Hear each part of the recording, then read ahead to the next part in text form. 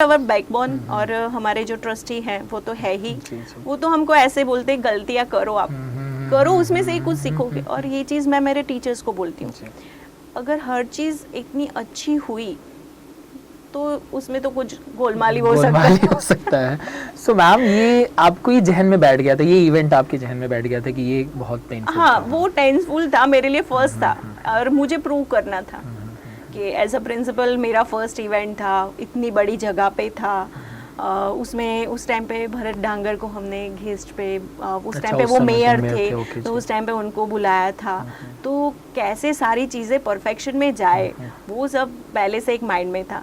कुछ कुछ चीज़ें वैसे ही डिस्टर्ब होती थी तो मैं ऐसे अब क्या हो, अब क्या करोगे, अब क्या होगा। तो लेकिन ऐसा कोई मेजर, मेरी जो नीचे का मेरा पूरा सपोर्ट सिस्टम है ना, वो कभी मेरे तक आने नहीं दिया है। सो पहले ही वो ऑब्स्टिकल्स हैंडल कर लेते हैं। Yes yes yes. So ma'am, अब थोड़ा सा हम और इसको नेगेटिव की तरफ लेके जाते हैं, बिकॉज थोड़ा सा शायद आप इसको हैंडल करेंगे। मैम, ऐसे बहुत सारे स्कूल्स में ऐसी चीज़ें होती हैं कि पेरेंट किसी मोमेंट को लेके शाउटिंग जोन में चले जाते हैं। बट ऑब्वियस है कि वो शाउटिंग मोड में आप तक तो पहले नहीं आते हैं, तो पहले जो भी कोऑर्डिनेटर है या उस रिसेप्शन में बैठा है। सो ये प्रॉब्लम कभी ऐसी आई हो और आपको गुस्सा आया हो या नहीं आया हो, सो आपने इसको कैसे हैंडल किया था when they are shouting on you for something कि कुछ गड़बड़ हुआ हो, फिर आप इस मोमेंट को कैसे हैंडल किए अभी तक? प्रिंसिपल है तो हमें गुड लिसनर बनना है। ओके, ये सबसे पहली क्वालिटी होनी चाहिए। यस, तुरंत आंसर नहीं करना। बिल्कुल नहीं, हमें काम होना चाहिए। कितना भी सामने से पेरेंट्स रॉन्ग हो या तो कुछ भी, पेरेंट्स ऐसे नहीं आते, ठीक है, बिल्कुल नहीं आते। मैं ये चीज़ तो मानती हूँ ना। तो मैं यहाँ पे आपको ऐसा लगता होगा कि सब गुड़ी गुड़ी गुड़ी हो रहा है ना, तो मैं टीचर्स के साथ हूँ ना मैं पेरेंट्स के साथ हूँ। जी जी। बट कोई ऐसे ही नहीं आता है, कुछ ना कुछ उसको हर्ट हुआ होगा, कुछ ना कुछ फील हुआ होगा, तो तभी आते हैं। नीचे का जो क्रेडर है उनका काम है इसको कैसे हैंडल करना। अगर वो भी अच्छी तरीके से नहीं कर पाते तो हमारे तक आते हैं। तब हमें पहले तो उनको आराम से सुनना है। सुनने के बाद व्हाट इज द मीन्स, क्या बेस्ट सॉल्यूशन है उसका, यानी मैनेजमेंट के लेवल से भी आपको देखना है, पेरेंट्स के लेवल से भी देखना है, और उसको अच्छे से टैकल करके वो पेरेंट्स वहाँ से खुश होके जाए। ये एक फंडामेंटल मेरा है। या तो सेटिस्फाइड होके या डेफिनेटली वो होना ही चाहिए। उसका बच्चा आपको सौंपा है, उसका बच्चा आपके यहाँ आता है, तो ये उसका हक थोड़ा सा बन जाता है कि अपना देखो एक चीज़ मैं मानती हूँ कि अभिषेक जी, मैं कुछ चीज़ें आपको ठोस करके कब बोल पाऊंगी, जब मेरा हक है आप पे। जी जी, ट्रू ट्रू। जब मैं आपको ऐसा मानती हूँ कि नहीं नहीं अभिषेक जी तो मेरे हैं, मैं जाऊंगी, मुझे सुनेंगे वो, ट्रू ट्रू ट्रू, तब ये चीज़, तो वो पेरेंट्स है ना, वो उसका लड़ने का मूड नहीं होता है। लेकिन कुछ एटमॉस्फेयर ऐसा हो जाता है, कुछ चीज़ें उसके कान में ऐसे ऐसे पड़ जाती है तो वो टेम्पर हो जाता है। कितनी बार ऐसा रहा होगा कि वो मिसकम्युनिकेट ना हुए हो? मिसकम्युनिकेट तो होता है काफी मैक्सिमम टाइम पे, मिनिमम टाइम पे क्योंकि पेरेंट है, वो पेरेंट है। 15-20 बार तो ऐसा हुआ ही होगा मैं गलत नहीं बोलूंगी। सो कहीं ना कहीं ज्यादा शाउटिंग मिसकम्युनिकेशन भी हो सकता है, और जब तक वेरीफाई करते हैं, वो बच्चा घर जाके कैसे डिस्प्ले करता है ना, वो चीज़ सबसे बड़ी चीज़ हो जाती है। वो बच्चा घर जाके क्या पेरेंट्स को बोलता है और पेरेंट्स उसको कैसे लेते हैं, वो दो चीज़ इफेक्ट करती है। तो आपको पर्सनली ऐसा लगता है कि कोई ऐसा ब्रिज बनाना चाहिए कि मिसकम्युनिकेशन जैसा बहुत कम रह जाए? आज मिसकम्युनिकेशन ज़्यादा है टीचर, पेरेंट और बच्चे के बीच में, कोई ब्रिज नहीं है।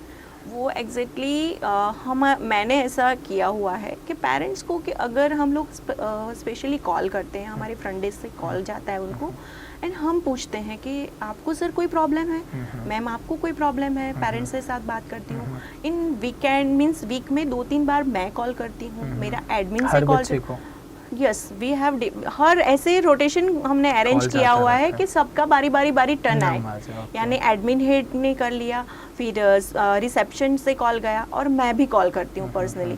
तो वहाँ से जो कुछ भी है तो पेरेंट्स कनेक्टेड होने, धीरे धीरे होने लगेंगे, और ये प्रॉब्लम धीरे धीरे शॉर्ट आउट होने लगेगा। ओके, सो ये सबसे बेटर तरीका है। yes. तो शाउटिंग में पहले हम सुन लें, शायद हम सुन लेते हैं तो आधा गुस्सा वहीं पे शांत हो जाता है, वहीं पे हो जाता है।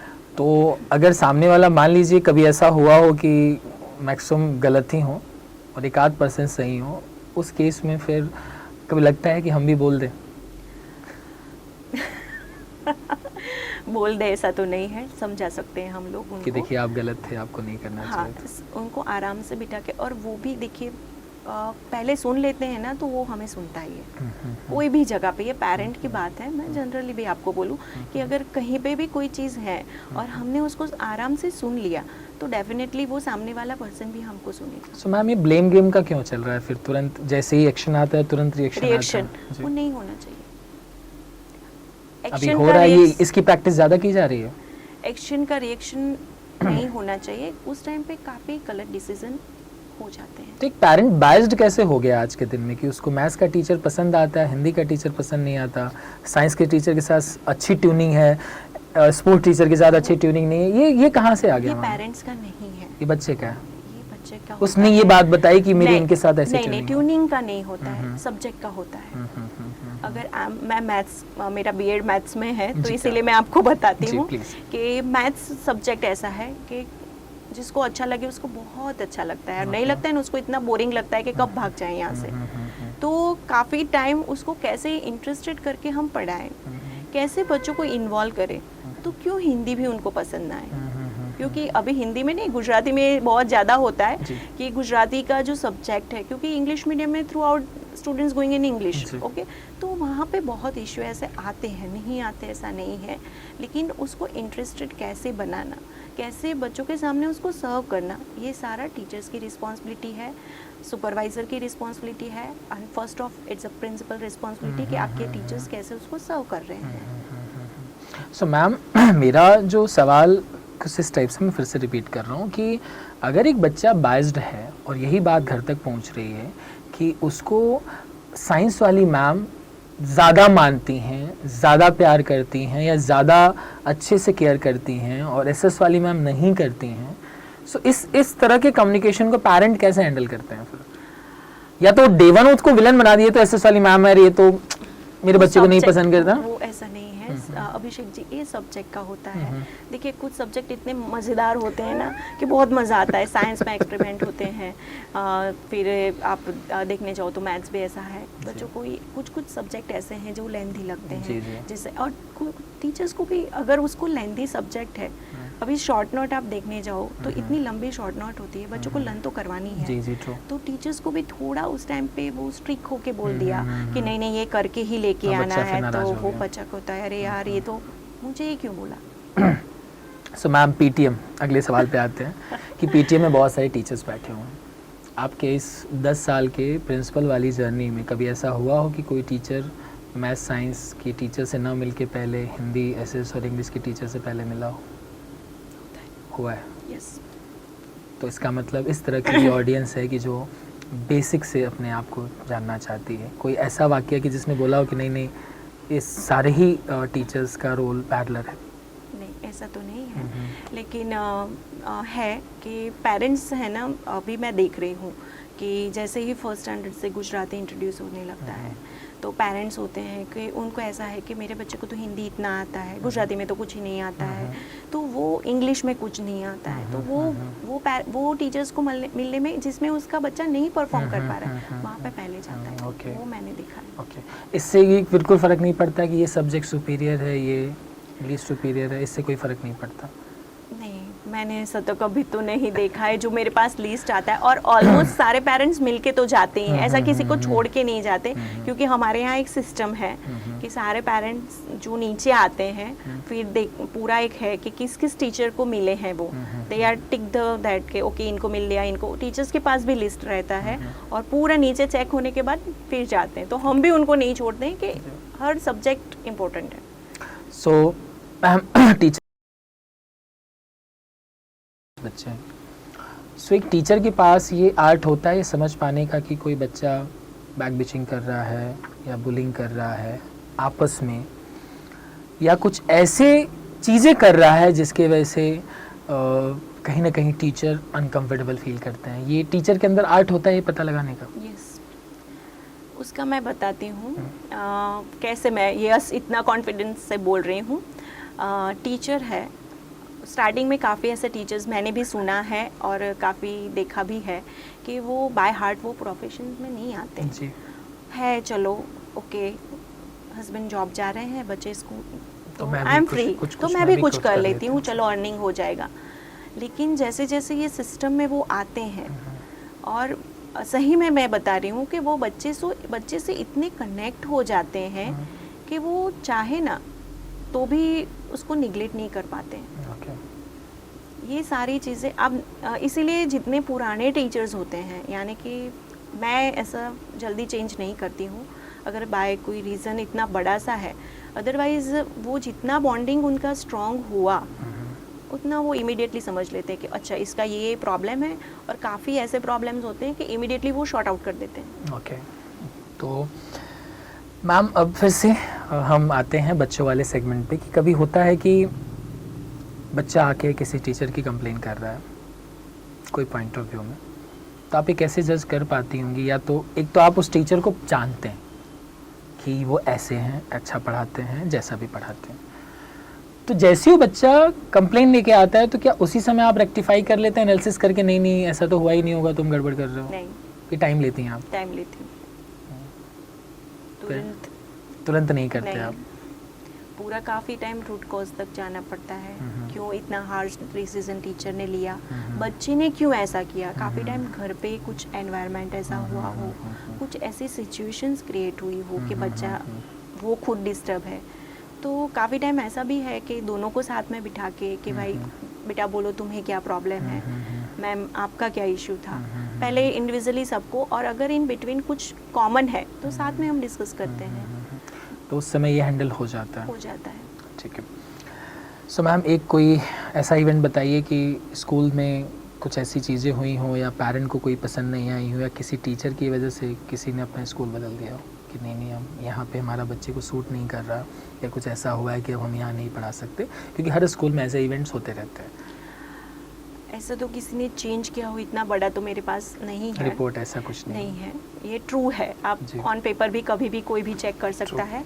ठीक है। दूसरा है कि एक इवेंट ऐसा था जिसमें मैंने भी फेस किया था, अभी आपने बोला मैं उसको भूल गई।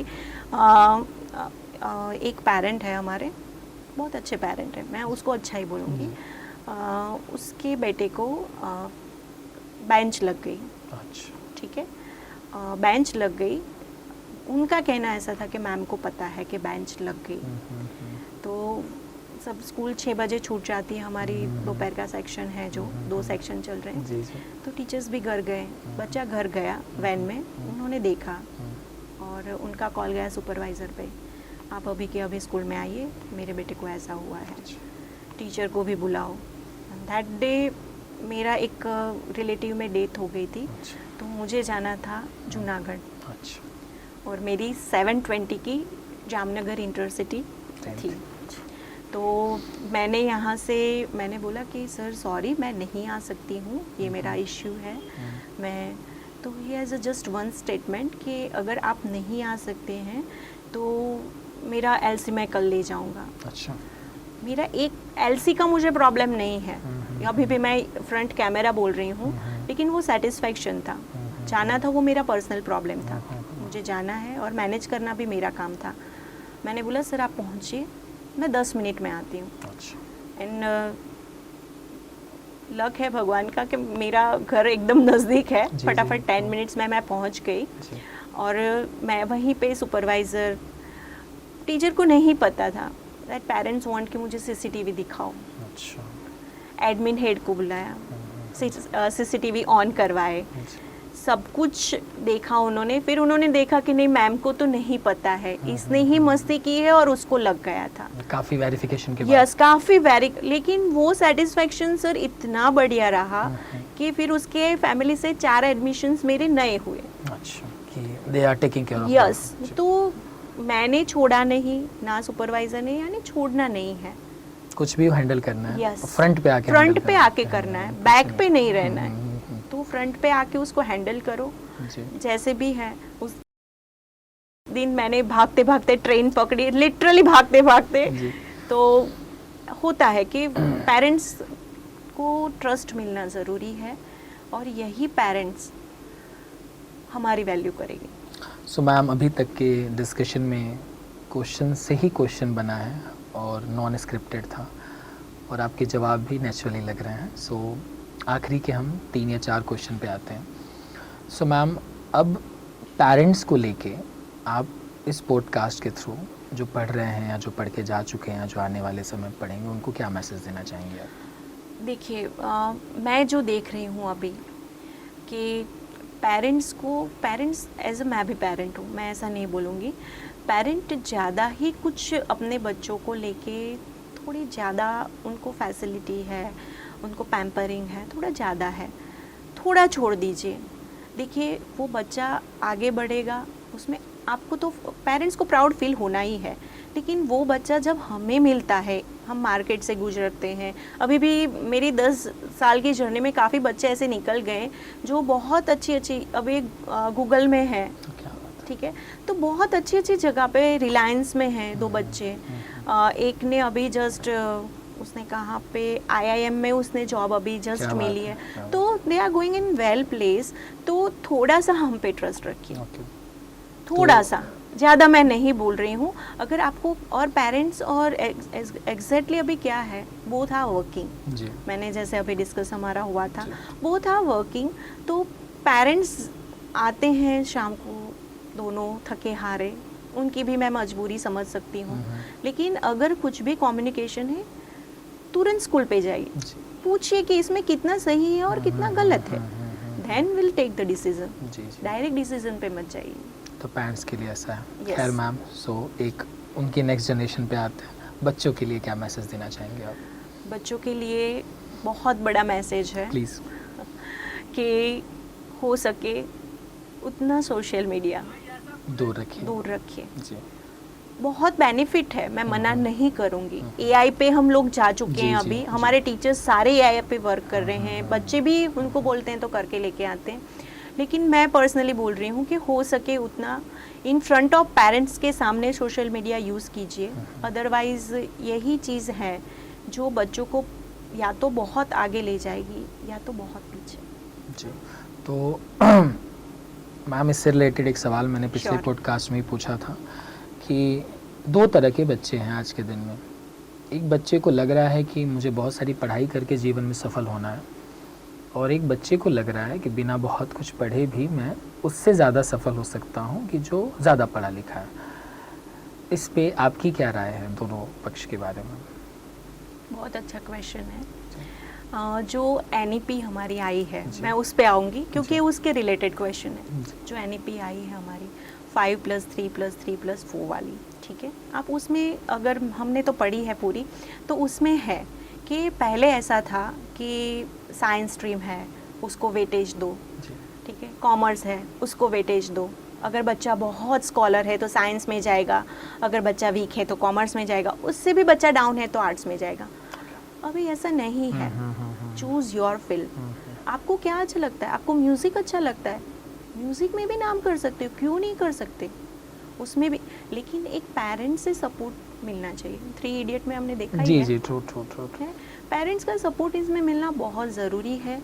अपने बच्चों के अंदर क्या काबिलियत है, काफ़ी टाइम हम पेरेंट्स को बुला के हम बोलते हैं कि आपका बच्चा है, she is very good dancer, बहुत अच्छा डांस करती है। नहीं मैम, हमको तो उसको है ना बाहर भेजना है, उसको साइंस दे के फिर बायोटेक करेगी, फिर बाहर जाएगी, तो ये सारा चीज़ है, वो अभी भी पेरेंट है। और इतने सारे ऑप्शंस हैं, सभी डॉक्टर इंजीनियर बनेंगे तो बाकी की फील्ड कुल मिला के सम अप यही है कि दोनों ही पक्ष सही हैं। यस, कि अपने एक को पढ़ाई करनी है, एक को स्किल डेवलप करना है, दोनों अपनी अपनी जगह पे सही हैं। Definitely. So ma'am, teachers segment, क्योंकि हम वहीं से आ रहे हैं, उसी पे पूरा चर्चा है। सो टीचर्स के लिए मैम, जो अभी पढ़ा रहे हैं, जो आने वाले समय में टीचर बनेंगे, जो रिटायर हो चुके हैं, उनके लिए कॉमन मैसेज क्या देना चाहिए? जो रिटायर हो गए हैं वो तो ऑलरेडी मतलब फिर भी वो टीचर स्टिल हैं। नहीं, जो रिटायर्ड हो गए ना, हेड्स ऑफ ऑन दैट कि उन्होंने एक अच्छा ऐसा मास रेडी किया है जो हम हैं यहाँ पे। सो मैम, इनके लिए आप क्या मैसेज देना चाहेंगे? टीचर्स, सभी टीचर्स के लिए एक ही है कि पेशेंस रखिए, ठीक है, अपने वर्क पे फोकस रखिए, माँ सरस्वती पे भरोसा रखिए, और भरोसा ग्रोथ के लिए वही मैं आ रही हूँ वहीं आ रही हूँ कि माँ सरस्वती है, जी। तो लक्ष्मी डेफिनेटली आएगी, वो चाहे कोई भी रूप में हो। मैं लक्ष्मी ऐसा नहीं समझती हूँ कि just you are counting the money, पैसे गिनो, वो सरस्वती नहीं है। Your fam is also Saraswati. Also वो आपकी 10 जगह पे अगर वो लड़का आके आपकी पैर छू रहा है, आपका अगर वहाँ रिस्पेक्ट कर रहा है, तो वो एक मीन्स लक्ष्मी ही है आपके लिए। काफ़ी जगह पे हम देखते हैं, मैंने बोला था कि मेरी मदर टीचर थी, सम इंसिडेंट्स यहाँ पे शेयर करूँगी। मेरे फादर को इमीडिएटली ब्रेन हेमरेज हुआ और उनको लेके हमें हॉस्पिटल जाना पड़ा। महसाना के फेमस, मैं बहुत छोटे टाउन से आ रही हूँ, ऐसा मैं कोई बहुत बड़ी जगह से नहीं आ रही हूँ। एंड ये भी बता दूँ यहाँ पे कि मेरा ग्रेजुएशन, मेरा स्कूलिंग टोटली गुजराती मीडियम में हुआ है, ठीक है। तो मदर हम लोग गए, नाउ मैं उस टाइम पे दिल्ली में थी, तो मम्मी के पास कोई सपोर्ट नहीं था। मम्मी लेके गई एंड उसको कुछ पता भी नहीं चलता था, शी इज़ टोटली मीन्स क्या हो गया ये, पापा पूरा कॉमा में थे। तो उतने में ही 2 डॉक्टर्स अंदर से बाहर आए, आके ऐसे मम्मी के सामने देखने लगे और तुरंत ऐसे पैर छुए, बोले मैडम आप, बोले मैम 93 में मैं आपका स्टूडेंट था। अच्छा, क्या बात है। Don't worry. तो मम्मी को ऐसा फील हुआ। तो ये सारा, और बाय गॉड कि हमें इतना उसने जो था हमारा पेमेंट उसमें भी इतना कम, तो ये ब्लेसिंग्स ही है और कुछ नहीं, ये लक्ष्मी ही है हमारे लिए। सो लक्ष्मी तो मैम, पैसे तो मैं पर्सनली, क्योंकि मैं भी थोड़ा सा स्पिरिचुअल हूँ, तो मैं लक्ष्मी को एज ए पैसा कभी नहीं मानता। लक्ष्मी Yes. मतलब अबंडेंस और खास करके prosperity definitely. Each of thing. So ma'am thank you so much. And इस चैनल पे अभी तक जितनी भी बातें हुई हैं सारी चीज़ें नेचुरल हैं, डेफिनेटली ऑन द रिकॉर्ड है। हम कुछ सारी चीज़ें इस हफ्ते के आखिरी तक हम इसको लॉन्च करेंगे। एंड मैं चाहूँगा कि मैम आपके एक्सपीरियंसेस बहुत सारे लोगों तक पहुँचें। एंड स्पेशली मैम, हर एक पॉडकास्ट में कुछ होता है कैची वर्ड टाइप की, one liner type. So ma'am, आपको कितने साल और लगते हैं या और लगेंगे कि जब पेरेंट ये समझ जाएंगे कि ये स्पोर्ट्स कर रहा है, मेरा लास्ट सवाल है, तो मैं इसको करने दूँ, कितने साल और लगेंगे ये डेवलपमेंट आने में अप्रॉक्स? अभी भी टाइम लगेगा, 2-3 डिकेड मान लें, हाँ, 20-30 साल। 20 मान सकते हो, 30 मन चाहिए, क्योंकि मुझे लग रहा है कि इनके बाद वाली जो जनरेशन आएगी वो शायद वो करने करेगी। देगी। क्योंकि अभी भी काफ़ी ऐसे पेरेंट्स हैं जो करवाते हैं, जो स्पोर्ट्स में बच्चों को लेके आगे जाते हैं, जो डांस करते हैं उसमें जाते, लेकिन बहुत कम मास, बहुत कम है। अभी भी वो साइंस कॉमर्स वाले में ही सब चल रहा है, और अभी तो एब्रॉड का बहुत चल रहा है, तो वो एक मास है। लेकिन 20 मान के चलिए, डेफिनेटली आपको देखिए 2 डिकेड और लगेंगे। सो आप देख रहे थे इस देश का पहला यूट्यूब पॉडकास्ट चैनल जो सिर्फ टीचर्स और एजुकेटर्स के लिए बना है। So please like, share and subscribe. और साथ में एक चीज़ हमेशा ध्यान रखिए कि ये वीडियो जो है एजुकेशनल पर्पस के लिए, सिर्फ इससे आप सीख सकते हैं, क्योंकि हम किसी भी कॉमर्शियल चीज़ को ना यहाँ पे एंटरटेन कर रहे हैं अभी तक, आगे का मुझे नहीं पता, ना हम ऐसी चीज़ों को प्रमोट कर रहे हैं। हर एक पर्सन जो इस चैनल पे आते हैं, हर एक शख्सियत जो इस चैनल पे आते हैं, सिर्फ अपने एक्सपीरियंसेस शेयर करते हैं। इनका किसी भी कॉमर्शियल से या किसी को मन में ठेस पहुँचे या किसी को प्रॉब्लम हो, कोई कॉन्स्पिरेसी हो, इससे कोई लेना देना नहीं होता है। जनरली हमारा डिस्क्लेमर भी लगा है आजकल तो, लेकिन फिर भी मैं बोल देना चाहता हूँ। Thank you so much and thank you ma'am for being here. And लगेगा तो भविष्य में हम आपसे और चर्चा करेंगे। Thank you Abhishek ji. आपकी जैसे सोच रखने वाले, यानी टीचर्स हैं, उसका एक इतना सोच के एक नई शुरुआत, यानी ये बहुत अच्छा प्लेटफॉर्म है। आपने मुझे बुलाया इसलिए नहीं बोल रही हूँ, ये भी मैं बता दूँ आपको, लेकिन टीचर्स को सुनने वाला कोई नहीं है। पहले तो मैं सुनता हूँ, फिर सोचता हूँ कि सब सुने। नहीं, इसीलिए तो मैंने थैंक यू बोला ना, जी, कि टीचर्स को सुनने वाला कोई नहीं होता है। वो बहुत कुछ सेक्रीफाइस करके, क्योंकि मैंने वो पूरी जर्नी काटी है। मैम, मैं तो कभी कभी बहुत पर्सनल होके भी इस चैनल पे बोलता हूँ कि मैं इसमें जहाँ से पैसा जो भी मैं इसमें इन्वेस्ट करता हूँ, मेरी कंटेंट टीम है, आप ये भी सब देख ही रहे हैं, वो मैं 4 घंटे 5 घंटे मैं भी इंस्टीट्यूट चलाता हूँ, पढ़ाता हूँ, फिर जाके वहाँ से कुछ होता है तो मैं इस चीज़ पे लगाता हूँ। कुछ लोग बोल भी रहे थे कि इससे आपको क्या मिलेगा, तो मैंने बोला कि कुछ मिलने के लिए अगर करता तो बात अलग होती। सही है। इसलिए इस बात को मैंने में वहीं ख़त्म कर दिया. So thank you so much ma'am and keep watching teachers talking. Thank you. Thank you.